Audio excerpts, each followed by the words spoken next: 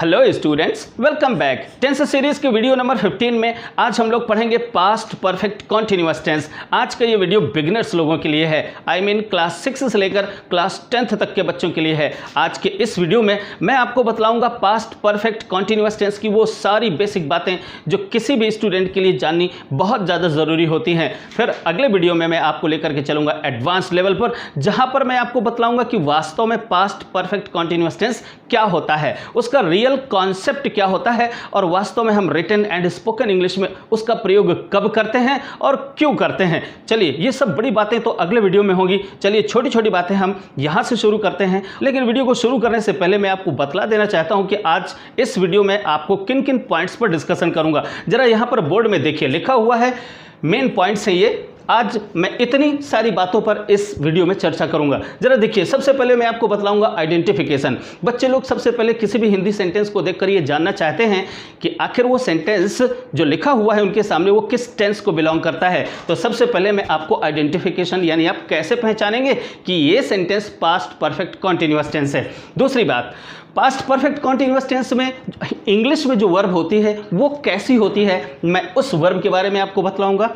तीसरी बात, grammatical structures. जी हाँ, मैं आपको बहुत ही बेसिक लेवल पर आपको बतलाऊंगा कि अफर्मेटिव सेंटेंस का स्ट्रक्चर क्या होता है, नेगेटिव सेंटेंस का स्ट्रक्चर क्या होता है और इंटरोगेटिव सेंटेंसेस के स्ट्रक्चर्स क्या होते हैं। फिर मैं आपको बतलाऊंगा टाइम कॉन्सेप्ट। जी हाँ, पास्ट परफेक्ट कॉन्टिन्यूअस टेंस में एक टाइम कॉन्सेप्ट होता है जहां पर आप कभी कभी सेंस फॉर का प्रयोग करते हैं और कभी कभी आप बिना सेंस और फॉर का प्रयोग किए भी आप पास्ट परफेक्ट कॉन्टिन्यूअस टेंस का प्रयोग कर सकते हैं। अगले पॉइंट पर देखते हैं क्या करेंगे। कुछ सेंटेंसेस मैं आपके सामने रखूंगा और उन सेंटेंसेस को मैं आपको हिंदी से इंग्लिश में कन्वर्ट करके दिखाऊंगा। आपको वहां पर सीखना होगा। और फिर एक बहुत ही इंपॉर्टेंट बात मैं आपको बतलाऊंगा लास्ट में कि वो action verbs and state verbs. कुछ वर्ब्स ऐसी होती हैं जहां पर हम कॉन्टिन्यूअस टेंस का प्रयोग नहीं कर सकते हैं। तो चलिए अब यहां से वीडियो को शुरू करते हैं। छोटे बच्चों को और बिगिनर्स को अगर शुरुआत में ही कॉन्सेप्ट समझाने के लिए बड़े बड़े लॉजिक्स दिए जाते हैं तो उनका दिमाग परेशान हो जाता है और बातों को समझ नहीं पाते हैं। इसलिए मैं यहाँ इस वीडियो में आपको कॉन्सेप्ट समझाने के लिए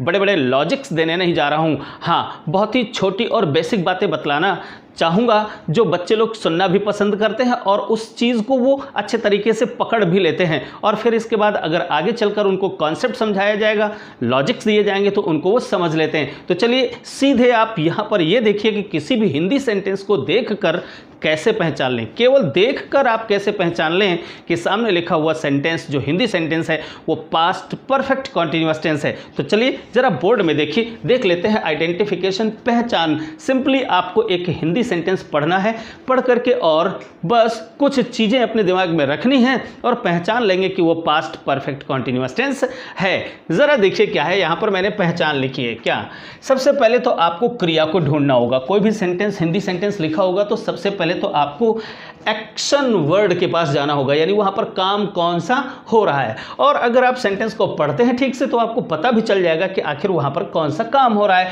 जैसे यहां पर सेंटेंस लिखा हुआ है, इसको जरा देखिए, रामू 2 घंटे से मेरा इंतजार कर रहा था।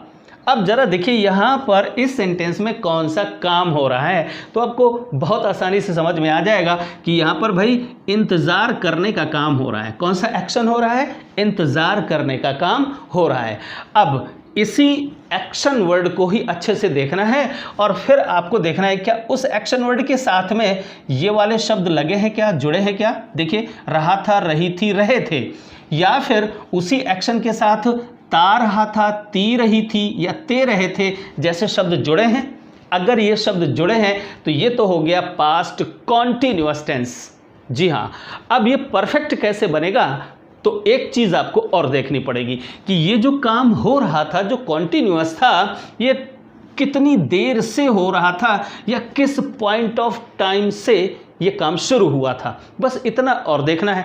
और अगर ये देखना है तो आपको थोड़ा सा और सेंटेंस को पढ़ना पड़ेगा तो आपको पता चलेगा रामू 2 घंटे से मेरा इंतजार कर रहा था। अगर मैं यहाँ पर ऐसा लिख देता हूँ तो ध्यान दें कि ये वाला जो काम भूतकाल में हो रहा था ये कितनी देर तक हुआ, 2 घंटे तक हुआ। ठीक है ना, रामू 2 घंटों तक मेरा इंतजार करता रहा था।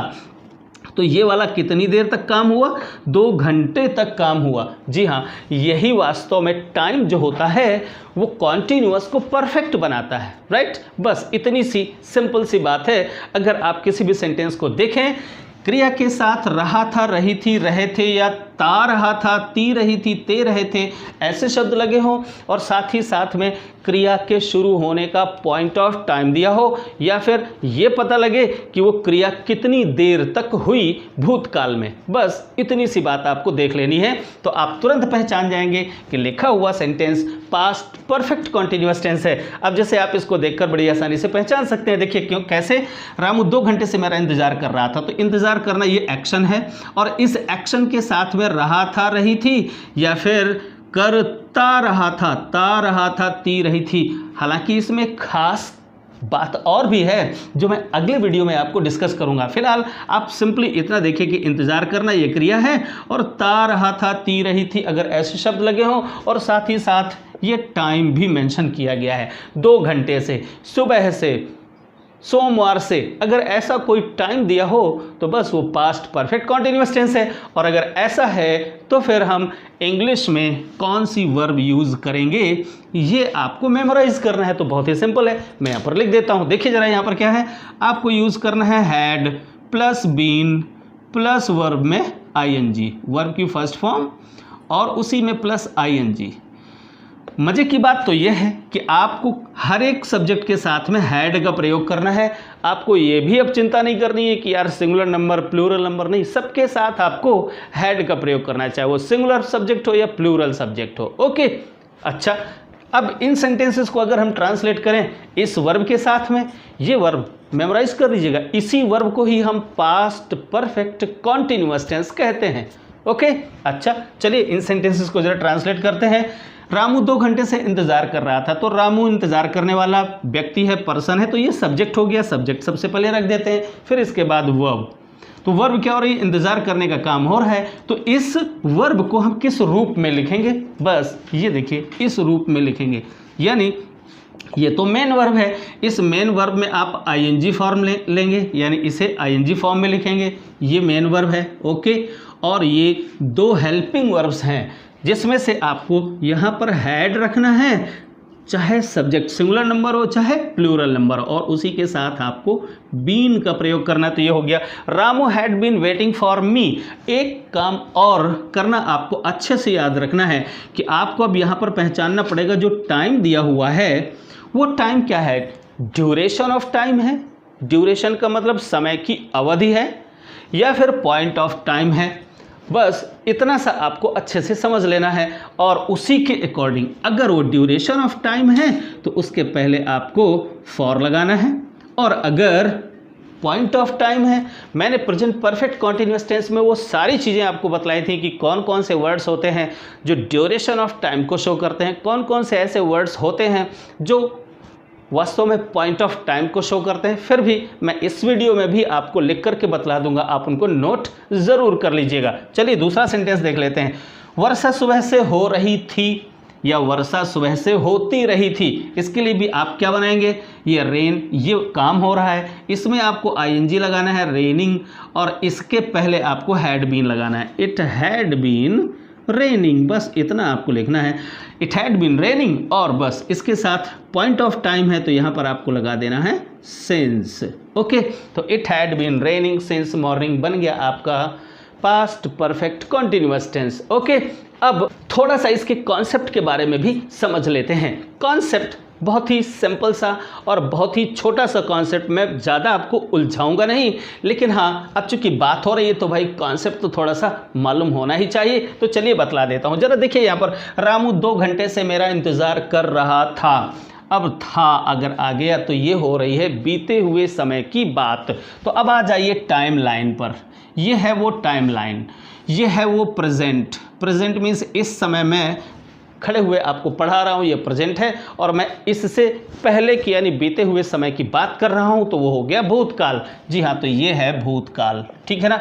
यानी बीते हुए समय में एक एक्शन, ये एक्शन हो रहा है, बीते हुए समय में किसी पॉइंट ऑफ टाइम पर ये एक एक्शन हो रहा है। ये एक्शन की स्टेट कैसी है? कंटिन्यूइंग है। देखिए जरा, कोई भी एक्शन भूतकाल में अगर हम किसी भी ऐसे एक्शन की बात करें जिसकी स्टेट कैसी हो, कंटिन्यूइंग हो, लगातार चलते रहने वाली जो अवस्था है उसी को हम कॉन्टिन्यूअस बोलते हैं। तो किसी भी एक्शन की कंटिन्यूइंग स्टेट को जब हम बतलाने का प्रयास करते हैं तो वहाँ पर हम कॉन्टिन्यूअस फॉर्म यानी आईएनजी फॉर्म का प्रयोग करते हैं, इस वाली फॉर्म का प्रयोग करते हैं, राइट। अब अगर केवल कंटिन्यूइंग फॉर्म को बताना है, स्टेट को बतलाना है तो पास्ट कंटिन्यूअस टेंस हो गया।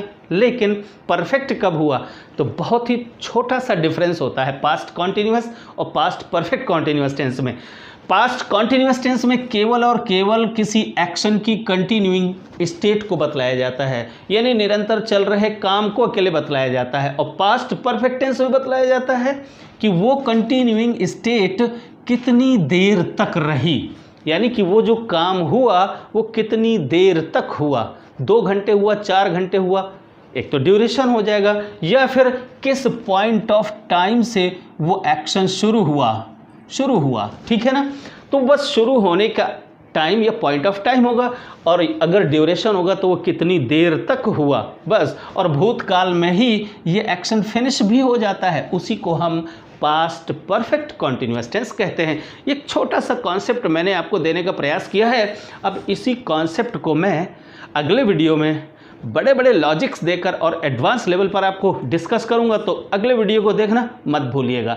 अब चलिए आगे बढ़ते हैं और अगली स्लाइड में देखते हैं इसके ग्रामेटिकल स्ट्रक्चर्स कौन कौन से हो सकते हैं अफर्मेटिव सेंटेंसेज में, नेगेटिव सेंटेंसेज में और इंटरोगेटिव सेंटेंसेज में इस वर्ब को हम किस स्ट्रक्चर के साथ यूज करते हैं। अब देखिए students, affirmative, negative and interrogative sentences में पास्ट परफेक्ट कॉन्टिन्यूअस टेंस का ग्रामेटिकल स्ट्रक्चर कैसा होता है, जरा देखिए यहाँ पर बोर्ड में। इसको सबसे पहले तो आप एक स्क्रीनशॉट ले लीजिए, और स्क्रीनशॉट लेकर के और ये सारे के सारे ग्रामेटिकल स्ट्रक्चर्स अच्छे से अपनी कॉपी में नोट कर लीजिए। अब चलिए मैं बताता हूँ। यहाँ पर देखिए 4 प्रकार के स्ट्रक्चर्स मैंने लिखे हुए हैं। Number 1 affirmative sentence, number 2 negative sentence, number 3 yes या नो टाइप इंटरोगेटिव सेंटेंस, और number 4 WH type interrogative sentences. तो चलिए शुरुआत करते हैं सबसे पहले अफर्मेटिव सेंटेंसेस से।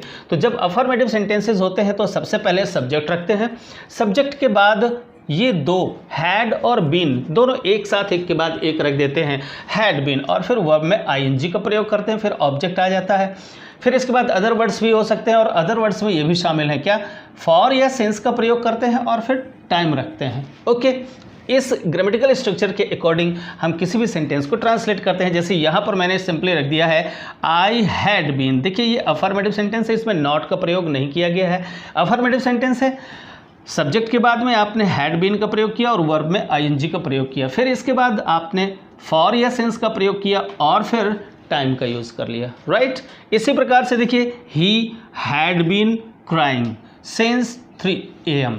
अब देखिए यहाँ पर सब्जेक्ट कोई भी हो, चाहे आई हो, ही हो, दे हो, वी हो, सिंगुलर हो, प्लूरल हो, कोई भी हो, सबके साथ आपको हैड का प्रयोग करना है। तो ये तो हुआ पहला स्ट्रक्चर यानी affirmative sentence. Okay, structure number 2 में देखिए नेगेटिव सेंटेंसेस आते हैं। नेगेटिव सेंटेंसेस में नॉट का प्रयोग किया जाता है, बट कहाँ, बस इतनी सी इंपॉर्टेंट बात है कि नॉट का प्रयोग हम कहाँ पर करेंगे।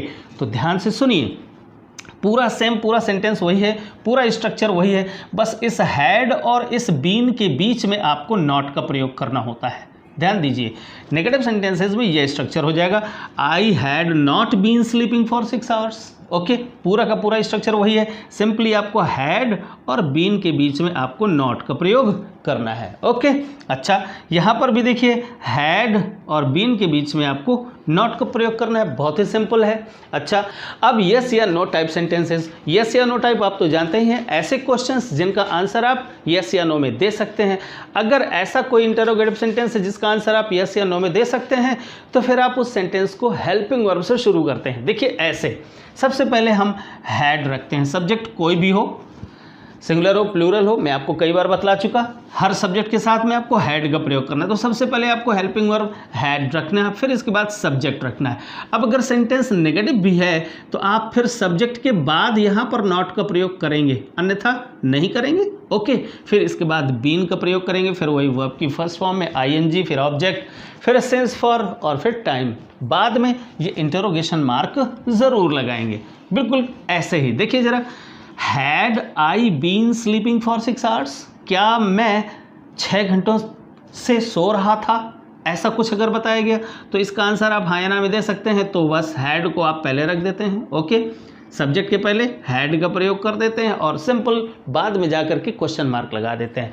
अब स्ट्रक्चर नंबर 4 में इंटरोगेटिव सेंटेंसेस वो हैं जो WH टाइप वर्ड से शुरू होंगे, अर्थात ऐसे क्वेश्चंस जिनका आप आंसर यस या नो में नहीं दे सकते हैं। ऐसे सेंटेंसेस में आपको क्या करना पड़ता है, इसी स्ट्रक्चर से पहले केवल आपको क्वेश्चन वर्ड और जोड़ना होता है, बस इतना सा काम करना होता है। देखिए यहाँ से लेकर के अगर हम इसको छुपा लेते हैं तो ये और ये दोनों बिल्कुल सेम है। अब यहाँ पर केवल और केवल हमने क्या किया है, क्वेश्चन वर्ड को पहले रख दिया है। वेयर अगर आ जाएगा, क्वेश्चन वर्ड भी आ जाएगा तो क्या होगा, पहले WH टाइप वर्ड आ जाएगा, फिर इसके बाद वही हेल्पिंग वर्ब, फिर सब्जेक्ट, फिर बीन। अगर सेंटेंस नेगेटिव है तो यहाँ पर नॉट आ जाएगा, ठीक है ना।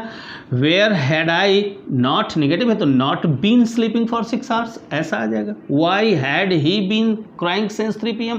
तो ये बहुत ही सिंपल है, इसको आप जल्दी से एक स्क्रीनशॉट ले लीजिए और अपनी कॉपी में नोट कर लीजिए। और फिर अगली स्लाइड में हम लोग बढ़ते हैं और देखते हैं कि सिंस फॉर का प्रयोग हम किस प्रकार से करते हैं। कुछ सेंटेंसेस होंगे एग्जाम्पल के तौर पर, उनको मैं आपको ट्रांसलेट करके भी बतलाऊंगा, तो फिर वो ट्रांसलेशन करने की जो प्रोसेस है उसको भी अच्छी तरीके से देख लीजिए। तो चलिए बच्चों, अब इस स्लाइड में कुछ हिंदी सेंटेंसेस हैं, उनका मैं ट्रांसलेशन इंग्लिश में करके आपको बतलाऊंगा और साथ ही साथ सिंस और फॉर का प्रयोग किन एक्सप्रेशंस के साथ में करते हैं ये आपको बतलाऊंगा। तो सबसे पहले तो आप एक स्क्रीनशॉट ले लीजिए और फिर मैं आपको आगे की बात बतलाता हूं। तो देखिए स्टूडेंट्स, ये वो कुछ एक्सप्रेशंस हैं जो पॉइंट ऑफ टाइम को शो करते हैं, आपको नोट कर लेना चाहिए। और ये वो कुछ एक्सप्रेशंस हैं जो ड्यूरेशन ऑफ टाइम को शो करते हैं। तो ड्यूरेशन ऑफ टाइम को शो करने वाले जो भी एक्सप्रेशंस हैं उनके पहले आपको फॉर का प्रयोग करना चाहिए, एंड पॉइंट ऑफ टाइम को शो करने वाले जितने भी एक्सप्रेशंस हैं उनके पहले आपको सिंस का प्रयोग करना चाहिए। कुछ ऐसे एक्सप्रेशंस भी हैं जहां पर हम सिंस या फॉर में से किसी का प्रयोग नहीं करते हैं, उनको भी मैं आपको यहीं पर कुछ बतला दूंगा। जरा देखिए यहाँ पर क्या क्या लिखा हो तो आपको सिंस का प्रयोग करना चाहिए और क्या क्या लिखा हो तो फॉर का प्रयोग करना चाहिए। देखिए अगर यहाँ पर कहीं लिखा हो 3 बजे से 3 o'clock तो आपको सिंस 3 o'clock लिखना चाहिए। अगर 3 AM या PM लिखा हो, जैसे 2 AM या 4 PM, मॉर्निंग लिखा हो, इवनिंग लिखा हो, नून लिखा हो, आफ्टरनून लिखा हो, नाइट लिखा हो, कुछ भी लिखा हो तो वो पॉइंट ऑफ टाइम को शो करते हैं और इनसे पहले आपको सिंस का प्रयोग करना चाहिए। ये देखिए इवनिंग लिखा हो, लास्ट नाइट तो भी आपको सिंस लास्ट नाइट ऐसा लिखना चाहिए। संडे मंडे अगर दिनों के नाम आ जाएं तो भी आपको सिंस मंडे, सिंस संडे आपको ऐसा लिखना चाहिए। अगर ईयर आ जाए, ईयर का नाम आ जाए 2000, 2002, 2010 तो आपको सिंस का प्रयोग करना चाहिए। महीनों के नाम आ जाए, जुलाई वगैरह आ जाए तो जुलाई, अगस्त, सितंबर तो भी आपको सिंस का प्रयोग करना चाहिए। और अगर डेट आ जाए, डेट जैसे कह दिया जाए 15th of अगस्त या अगस्त 15, अगर डेट आ जाए तो भी आपको सिंस का प्रयोग करना चाहिए। तो ये सारे के सारे हैं जो पॉइंट ऑफ टाइम को शो करते हैं और इनसे पहले आपको सिंस का प्रयोग करना चाहिए। दूसरी ओर देखिए ये सारे के सारे जितने भी एक्सप्रेशंस हैं ये सब ड्यूरेशन ऑफ टाइम को शो करते हैं। अगर इस प्रकार के वर्ड्स आ जाएं जो टाइम को बतला रहे हो, देखिए जरा कैसे, अ लिटिल व्हाइल थोड़ी देर से, अगर ऐसा आ जाए so for a little while, some time कुछ देर से तो फॉर सम टाइम, घंटों से फॉर आवर्स या 10 घंटों से फॉर 10 आवर्स, जैसे 20 मिनट से अगर ऐसा आ जाए फॉर 20 मिनट्स, या डेज दिन आ जाए, दिनों की संख्या आ जाए 7 दिन से, 8 दिन से, 10 दिन से, 15 दिनों से, या सप्ताह आ जाए, सप्ताहों से अगर कह दिया जाए तो फॉर वीक्स। अच्छा अगर 4 सप्ताहों से आ जाए तो भी आप फॉर 4 वीक्स, महीनों से अगर आ जाए तो फॉर मंथ्स, या 10 महीनों से, 4 महीनों से तो फॉर 4 मंथ्स, ऐसा भी लिख सकते हैं। सालों से अगर आ जाए, सालों से तो फॉर ईयर्स, या 10 सालों से अगर उनकी संख्या भी आ जाए तो भी फॉर लॉन्ग भी, अगर बहुत लंबे समय से तो आप क्या कर सकते हैं, फॉर लॉन्ग ऐसा लिखेंगे। डिकेड्स आ जाए, सेंचुरीज आ जाए, एजेस आ जाए, अगर ये सारे वर्ड्स आ जाएं तो ये सब ड्यूरेशन ऑफ टाइम को शो करते हैं। तो ड्यूरेशन ऑफ टाइम को शो करने वाले जितने भी वर्ड्स हैं उनके पहले फॉर, पॉइंट ऑफ टाइम को शो करने वाले वर्ड्स हैं उनसे पहले सिंस।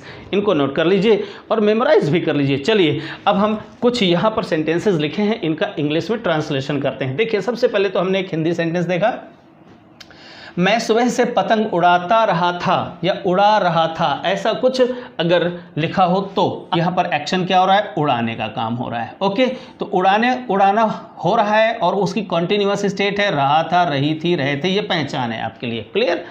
तो क्रिया के साथ रहा था, रही थी, रहे थे या ता रहा था, ती रही थे, ते रहे थे, ऐसे शब्द लगे हो और साथ ही साथ अगर टाइम भी दिया हो तो बस ये हो गया कॉन्टिन्यूअस और ये हो गया परफेक्ट, तो हो गया पास्ट परफेक्ट कॉन्टिन्यूअस टेंस। बहुत ही सिंपल है। सेंटेंस अफर्मेटिव है तो सब्जेक्ट सबसे पहले रखते हैं, कौन उड़ा रहा था, मैं, तो आई, और इसके बाद पास्ट परफेक्ट कॉन्टिन्यूअस टेंस की वर्ब,